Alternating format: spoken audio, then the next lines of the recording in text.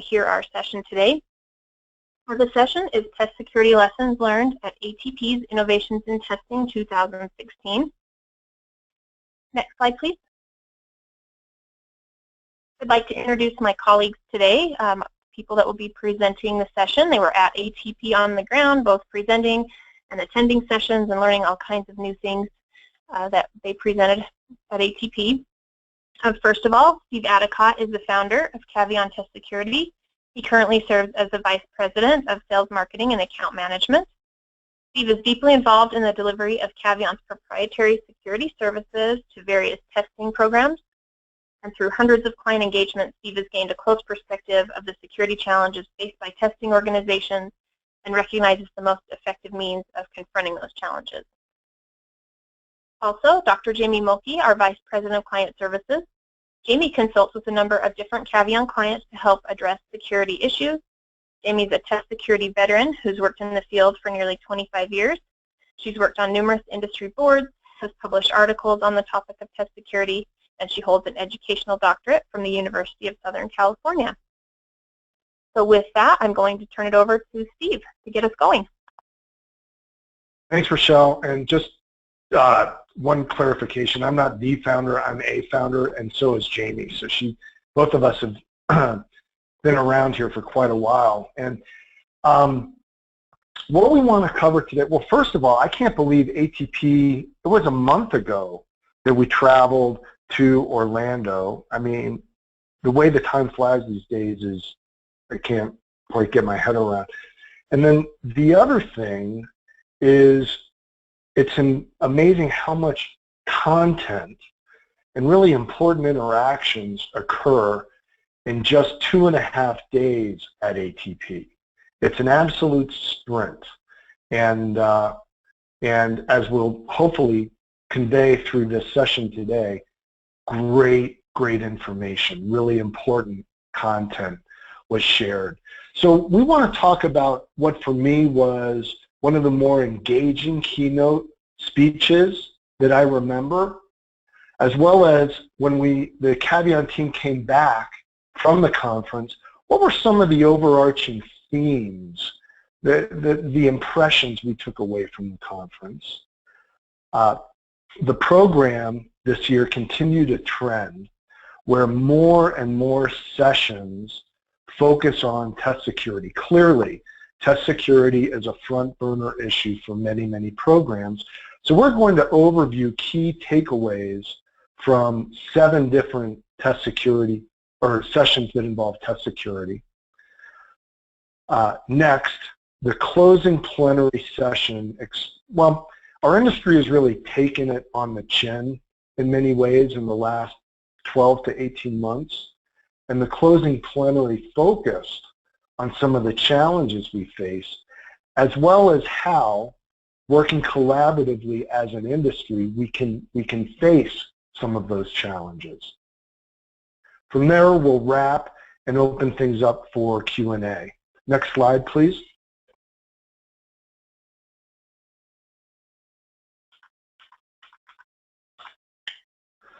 So I'm now well into my middle ages, and that means I've been around the block. I've been to lots of conferences.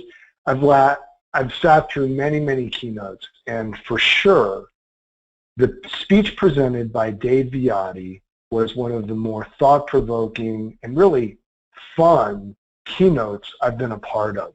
David is the founder and CEO of a experimental innovation, I'm putting that in quotes, consulting company out of Silicon Valley called Smallify. And really, in his practice, Dave brings rapid innovation techniques and lean startup practices to various organizations. And some of what he shared, whether you're a new organization trying to achieve a goal, or you're an existing organization trying to evolve, he talks about the importance of rapid, iterative efforts. So you've got a vision, set a short-term goal, something you can work on really quickly and achieve, and and recognize that breakthrough, and then tackle the next one, and the next one. And then by achieving these little breakthroughs on the way to your vision, you will ultimately realize a big, significant breakthrough that is truly a game changer for your organization and your stakeholders. Now, he also shared that as you institute those processes, you will encounter big challenges, big problems, sort of insurmountable, things that seem insurmountable on pursuing your vision. But really, those big challenges and problems are comprised of lots of little problems. So don't try to swallow the elephant in one bite. Knock off one little problem today, solve it, tackle another one. Just sort of iterate on these problems, and pretty soon that big insurmountable problem has eroded down to something you can work through and deal with. He talked about the fact that there is no reward without some risk. But let's not be foolhardy in risk-taking. Let's place small bets in building the next small breakthrough.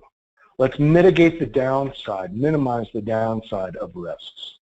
And what made the session so engaging, according to David, when it comes to creating new ideas or generating creative ideas for the next breakthrough, we can learn from improv stand-up comedy.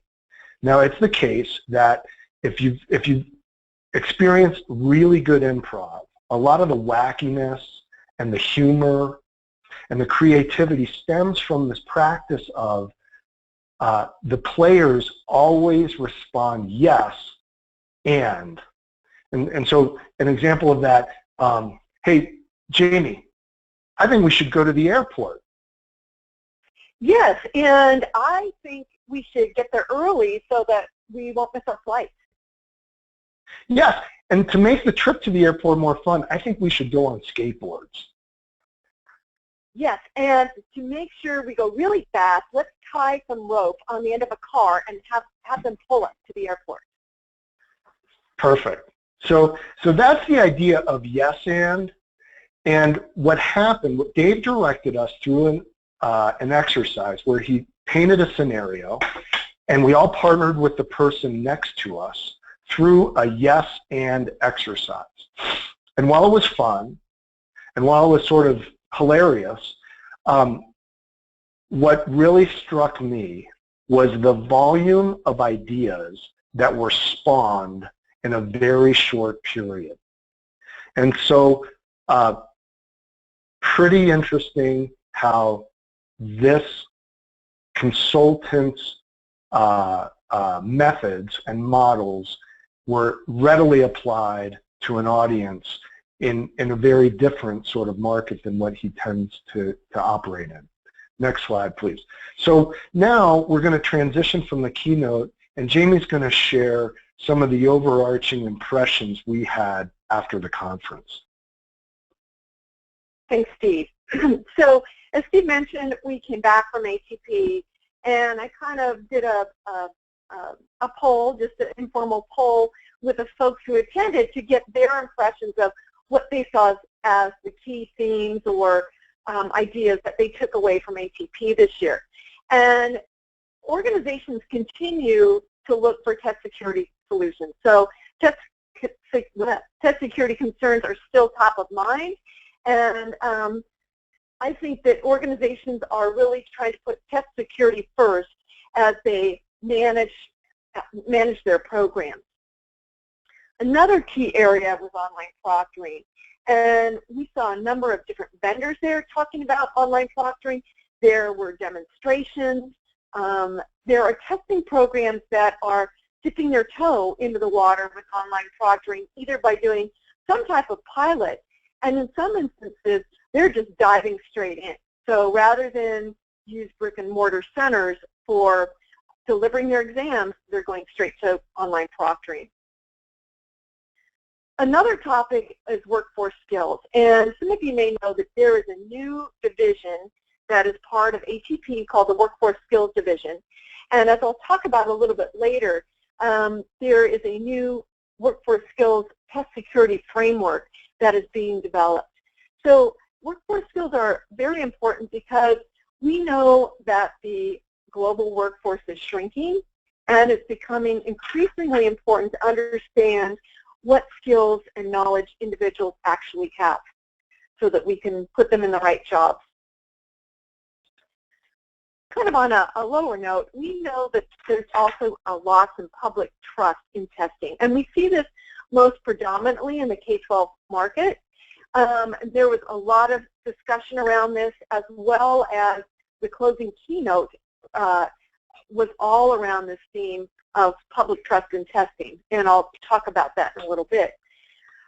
We know from the opt-out movement where parents are having their kids stay at home on testing days because they believe that too much testing is going on and not enough learning is going on.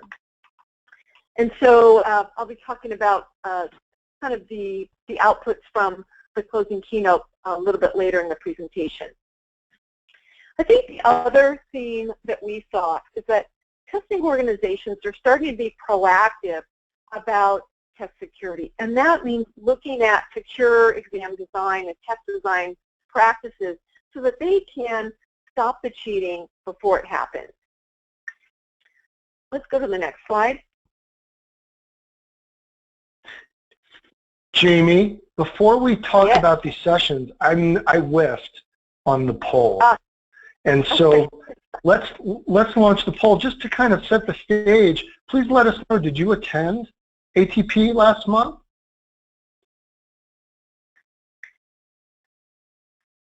Let's go ahead. You guys can vote now. We'll give you 5 more seconds to vote. It looks like about 60% of the votes are in. Okay, the voting has slowed down. I'll go ahead and share those results. Okay, so it looks like a number of you didn't attend, and so maybe that's why you're with us today, because you want to get a summary of what was missed during the conference. Great. So let's go ahead. We'll go back to our presentation.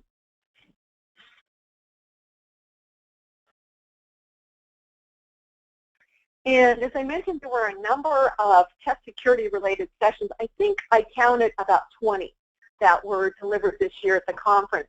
And what we thought we would do is summarize a handful of those, and these are the ones that Caveon either helped to put together or helped present. And they really range from cheater catching strategies to proactive test design to this new test security framework that I'll be talking about in a little bit. So let's go to the next slide.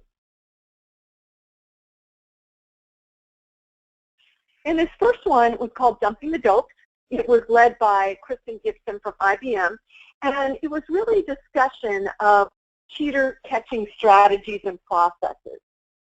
So if we go to the next slide, this is a case study where IBM found a Braindump site with one of their exams, except that this particular exam that they found, items were miskeyed. So they not only were able to identify the individual who stole the test and either sold it or gave it to the Braindump site, because the sequence of items on the Braindump site was exact to that individual sequence that he received when he took the test. But because the items were miskeyed, we were also able to identify those individuals who used the Braindump site as study materials for taking the IBM test.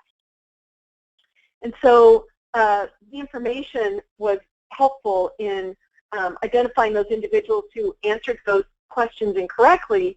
And then we looked at the likelihood of non-independent test taking based on the number of incorrect responses each individual had. So one of the things that Kristen discussed that was really important was including your community, understanding who needs to be involved in the decision-making process when you get this information about individuals who likely cheated. So it's not just enough to say, okay, the likelihood is very high that this individual cheated. Now, what are we going to do to this person? And for them to be able to say, well, from IBM's perspective, we want to remove them from the program for 6 months. So in that instance, you need to involve maybe people like human resources or your legal team, probably business units, because these folks will all be impacted. So it's not only just catching these people, but it's figuring out and gaining consensus around what you'll do with them once you do catch them. I think the other key point in this is that the data forensics process was used to help identify these individuals and the high likelihood of non-independent test cases. So by using the statistical analysis, we were able to do that. IBM was able to do that. Let's go to our next session that I'll talk about. Okay, this was the Test Security SmackDown, and I was fortunate to present with my industry colleagues, Christy Frieders and Tara Miller from Ascend Learning. And as you can see, we really took a fun approach to teaching people about the security planning process. Let's go to the next slide. So one of the first things we wanted to do was really teach individuals about the components of security planning. What are those things that you need to have in place for your security plan? What do you need to think about? Then we talked about incident response planning. And not only, what process are you going to use for identifying incidences, but being able to implement consistent remedies and sanctions as part of your incident response plan. And the last piece was putting together a communications plan for developing test security awareness within your organization. So it's not only just having that test security team that's working on issues, but making test security part of the whole organization. So once we taught the group these concepts, we broke the participants into 2 groups and had them play a game. And so we would give them a scenario, and then they had to come up with as many actions as possible to solve the problem. So here's an example. The phone rings. It's a board member. They've just seen content from your most prominent exam online. She is concerned the media might get wind of this. What are the top 8 actions you would take to respond to prevent this type of activity from happening again? So then it became kind of a brainstorming exercise where each group came up with their responses, and the group with the best responses won the round. Let's go to our next slide. This next session, I presented with Rachel Schenig and Jen Garrett from ACT. And as I mentioned, we talked about a test security framework that is being developed from the new workforce skills division of ATP. So let's go to the next slide. And as I mentioned, this whole discussion of workforce skills are important. We know we've got a shrinking workforce. We know, that it's not only important to know what the skills are, but we can't just look at an assessment and deem whether or not it's valid. So what we did was come up with a common framework, a test security framework that testing programs could use to help them identify kind of the level of test security that they want for their exams, depending on the level of stakes of that exam. And so we looked at 6 different criteria. It ranged from test taker identification, test administration, test design, results validation, investigation remediation, and sustainability. And then we came up with levels 1 to 4, 1 being the lowest level of test security, 4 being the highest. So as you can imagine, here's an example. If we say we're doing level 1 test administration for a particular exam, it might mean to us that, 1, it's not going to be proctored. That there are going to be other things that we're going to do to qualify this individual besides this maybe a pre-employment test. When we look at the other extreme, a level 4 exam in terms of test security and test administration, this is going to be the whole, the whole suitcase full of stuff, right? I mean, we're going to be testing at a highly secure testing facility. There's going to be trained and certified proctors that are watching. Maybe there could be a number of different things in our test administration, but it is our highest level of security.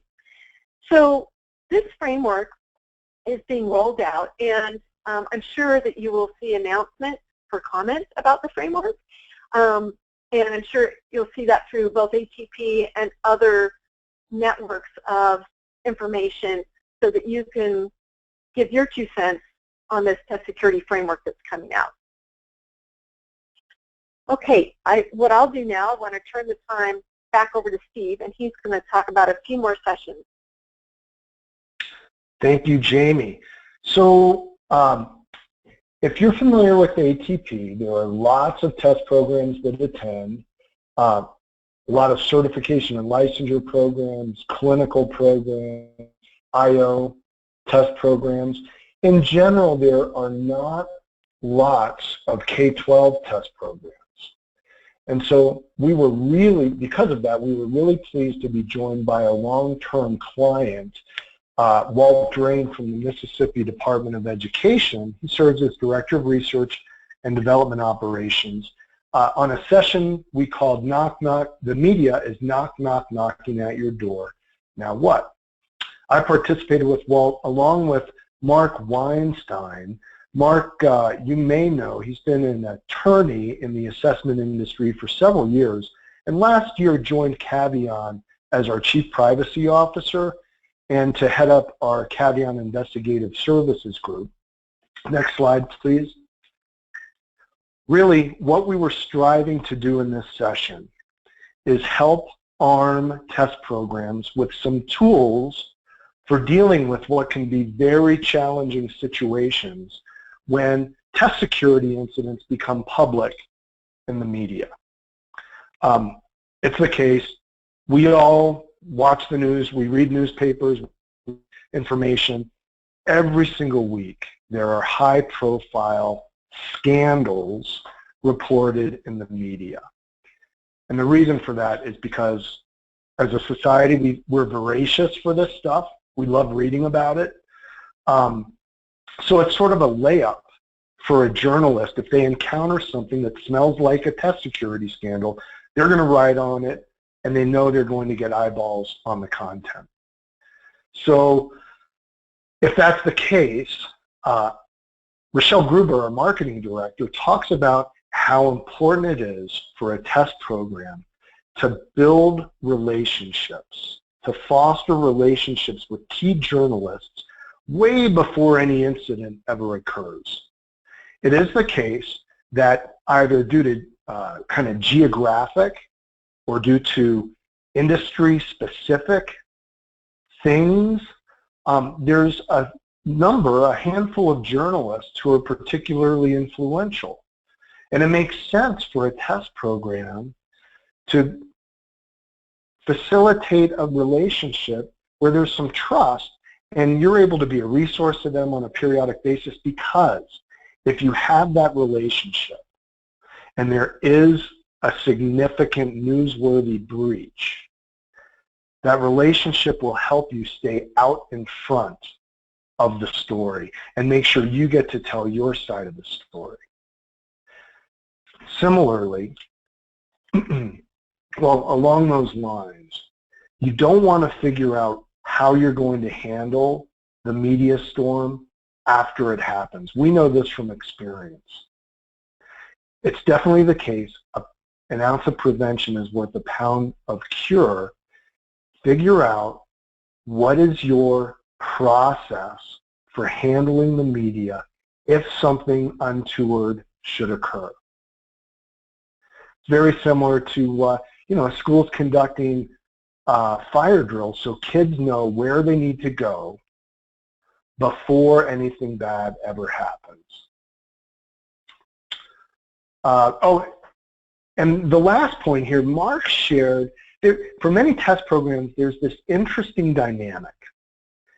You've got the messaging that your communications expert wants to share with the media, and that might be quite different than what your legal team wants to share in order to minimize liability.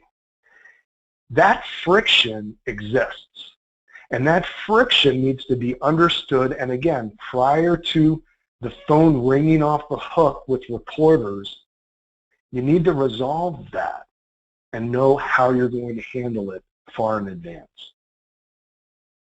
Next slide, please. So Walt and Mark collaborated on another session called Real-World High-Stakes Test Security Investigations. And in this session, they were joined by Ben Manis, who's the head of head of Office of Investigations for the American Board of Internal Medicine Docs. Now, if you have not had a chance to see Ben present on this topic, I hope you will have the opportunity very soon. He's a dynamic presenter, and he knows this material inside it. So the three of them put forth what I think was one of the most important sessions of the conference in here. Next slide, please. Much of the session was based upon a real-world case study where in Mississippi, an educator was concerned and suspicious that other educators were conducting shenanigans to artificially inflate scores, and actually contacted, guess who, a reporter, and shared her concern. So it was a whistleblower situation. And based upon that, Walt and his team were compelled, they wanted to understand, are these suspicions true? What is the truth around this situation? And instituted a multi-pronged investigation to determine what did or did not happen in this case. So there were data forensic analyses conducted to kind of gauge the scope and narrow down what may have occurred. And based upon that targeted analysis, documents were obtained, actually on-the-ground interviews occurred with educators and with students, and compelling evidence was gathered to the point where 2 educators had their licenses revoked. And this is still ongoing, and everything I've just shared is publicly available information. But this situation has imparted some lessons that were shared very effectively by these 3. Next slide, please. It is the case that if you are involved in a high-stakes test program, you are vulnerable to these kinds of threats. And should an incident occur, you want to have the wherewithal, you want to have the training, the expertise, and the resources to kind of gauge the scope of what may have happened and then conduct a thorough, consistent, rigorous, and ultimately fair investigation to uncover the truth of what really happened. When I say fair, fair to the targets of the investigation as well as fair to all stakeholders. So again, this was a terrific session, and if you'd like more information on test security investigations, please let us know, because there's a lot just on this one particular topic. Next slide, please.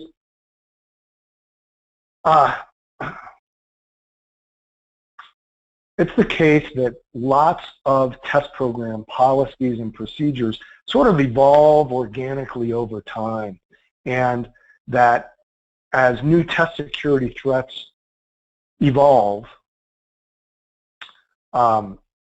we have to, the test security efforts and processes have to sort of incorporate into existing policies and procedures in other areas of program operation.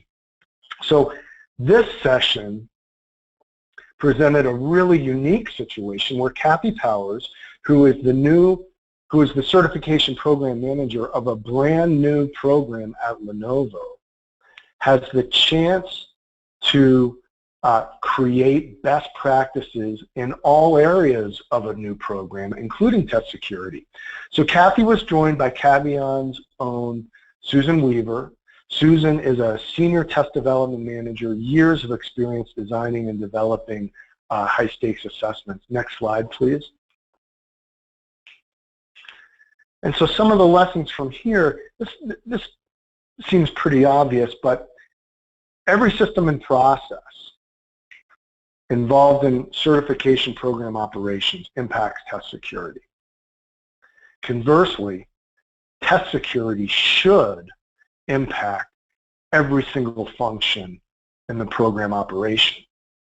Now, how it affects that, really, a program director should consider risk. There are threats out there. There's no questioning that. But those threats can cause loss to your program. And analyzing what that loss can be will drive the type of test security efforts you institute through your program operations. It really comes back to the old adage of plan your work, work your plan. Create a test security plan and work it. Institute it regularly, consistently. Next slide, please. The last session we want to cover today, three veterans in test security. Dave Foster, CEO, founder, chairman of Caveon, one of my mentors, certainly. Kelly Foster, PhD psychometrician, decades of design and development with some of the largest test programs in the entire world. We're joined by Jim Wallach. Jim heads up the measurement PhD program at the University of Wisconsin at Madison. Brilliant measurement mind, NCME board member, very thoughtful researcher, presenter.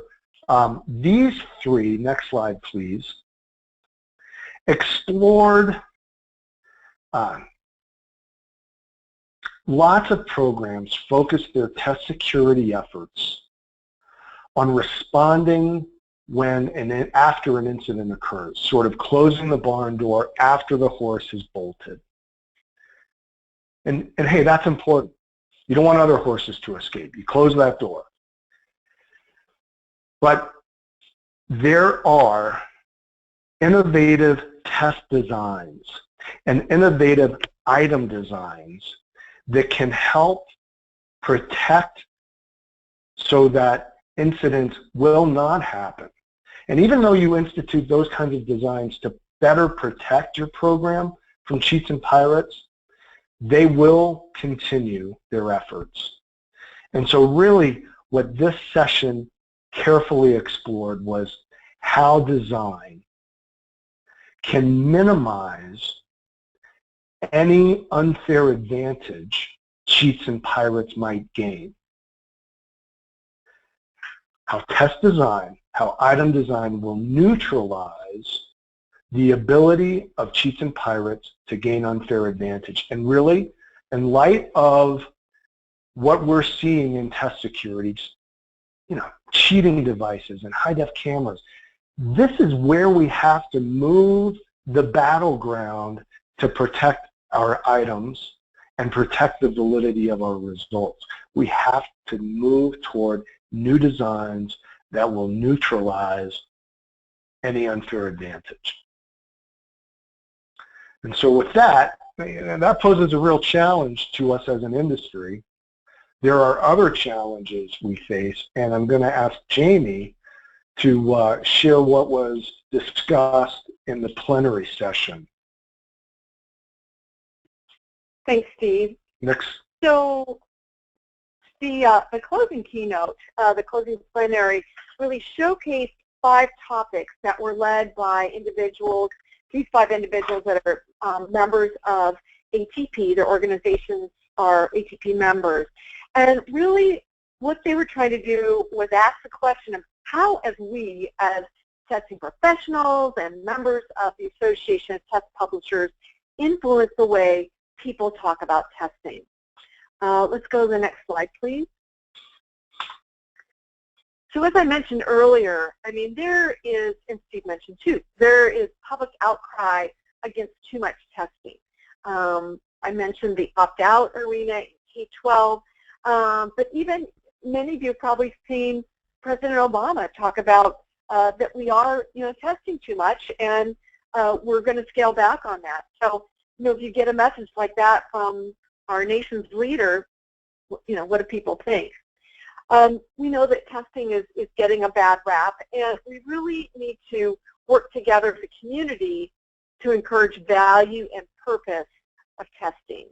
And what we're hoping is that ATP can come up with creating a positive testing public relations plan to help combat these negative messages and to really help people understand why testing is good and what it helps us do. I'm probably preaching to the choir, but really that's kind of the conclusion that we've come to, is that we need to talk about what we do well and why tests are important. So with that, let's go to our next poll question, actually our last poll question. And our question to you is, which of the following do you think is needed to shine a more positive light on testing? Would you say that we need to work with our legislators and do some lobbying efforts so that we make our government leadership more aware of testing positive effects? How about media messaging and advertising? What about the testing community as a whole widely endorsing testing or combating the testing pundits? So let's go ahead and open up the poll. Okay, it's open, Jamie, and people are voting. And you can select more than one choice, so please feel free to do that. Looks like we have about 50% of the votes in.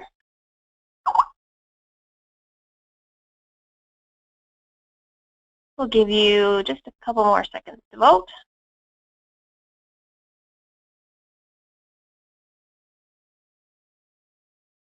Okay, looks like all the votes have come in. I will go ahead and share those results.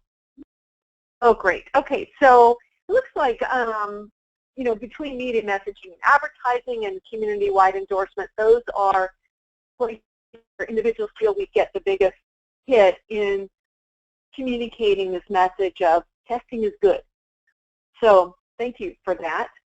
That's good feedback. And I think that's information we can also give back to the folks who did that closing plenary session, as well as the leadership of ATP. With that, what I'd like to do now is open up for any questions that you may have.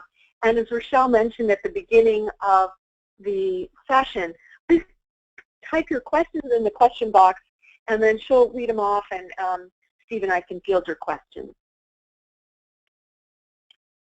Yeah, sure, Jamie. We'll give people a minute to question. I actually have one for you, though. I wasn't able to attend ATP, excuse me, this year, but I hear what you guys were saying about, so many more security sessions on the agenda, and really, that's really become a big part of innovations in testing, which wasn't the case a few years ago. Can you talk a little bit about the ATP Security Committee and kind of what their focus is and what we might expect to see out of that committee in the future? Yeah, and both Steve and I attended, there was an ATP Security Committee breakfast, and so one of the things that I heard was that, they're working on tools that will help organizations with their test security efforts. And I know that one of those efforts is around coming up with a template for a test security plan. So, so I think that is going to be a really helpful tool for testing organizations. Steve, do you want to add some comments?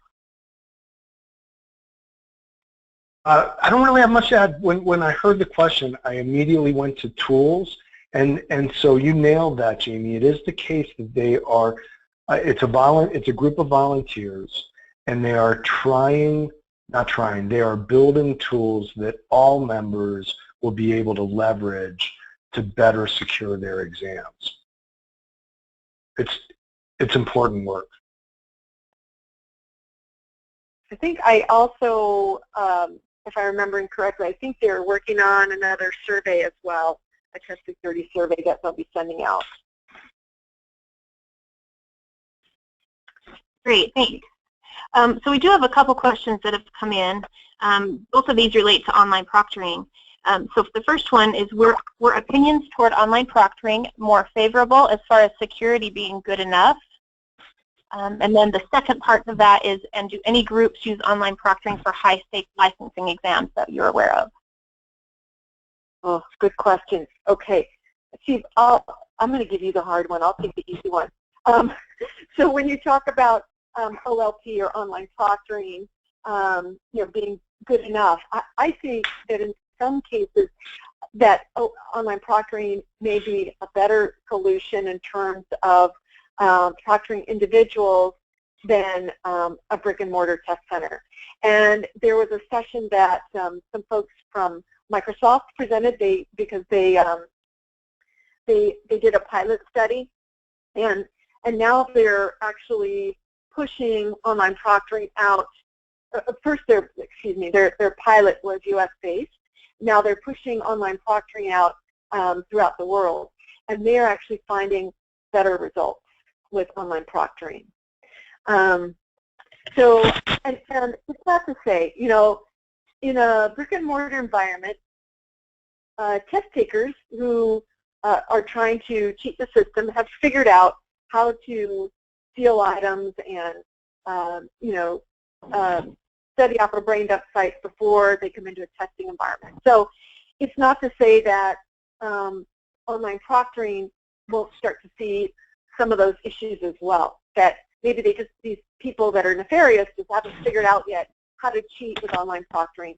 But I've been hearing some different instances, for example, that if you're online proctoring with just the webcam that's coming from your computer, you can certainly do a search of the room with your camera that's connected to your computer, but it doesn't stop people from putting yellow sticky tabs around the perimeter of their monitor, their screen. So I do think, to kind of summarize, I think that they're seeing some good results with online proctoring, but it may be that some of these folks have not figured out good ways to try to cheat in this environment yet. Steve, you want to take the next piece? So I'm not aware of high-stakes licensure programs. I am aware that have currently implemented online proctoring. I know of some that are looking very closely at it and trying to figure out how to implement. For sure, there are high-stakes certification programs that have implemented online proctoring. Make no mistake, the train has left the station. The promise and convenience and decreased costs around online proctoring are too compelling. It is here. It's going to improve. As Jamie said, there's data and research indicating that it's likely more secure than physical proctoring in some instances. Because let's be honest, we know that physical proctoring is not a fail-safe. It just is not. So, really, what I have one other reaction.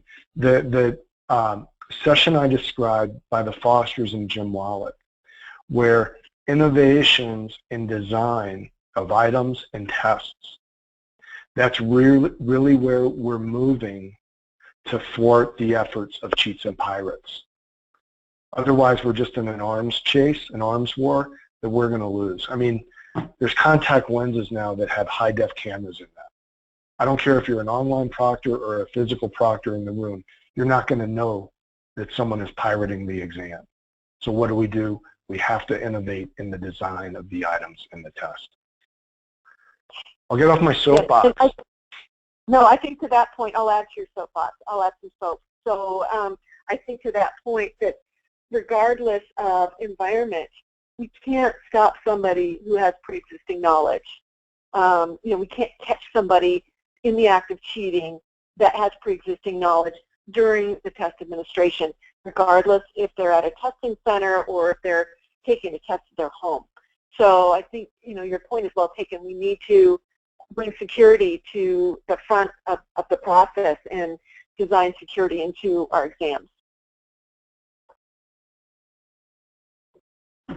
Great, thanks. Are there any other questions? Yeah, we have a couple other questions. This one's a two-part also, and I think I might steal the answer from you guys on this one. You mentioned being proactive about media relations prior to a crisis occurring. So what do you suggest to do, how to do that, and also can Caveon help developing a media plan for dealing with security breaches? So I think if you don't mind, I'll answer those, Steve and Jamie. Sure.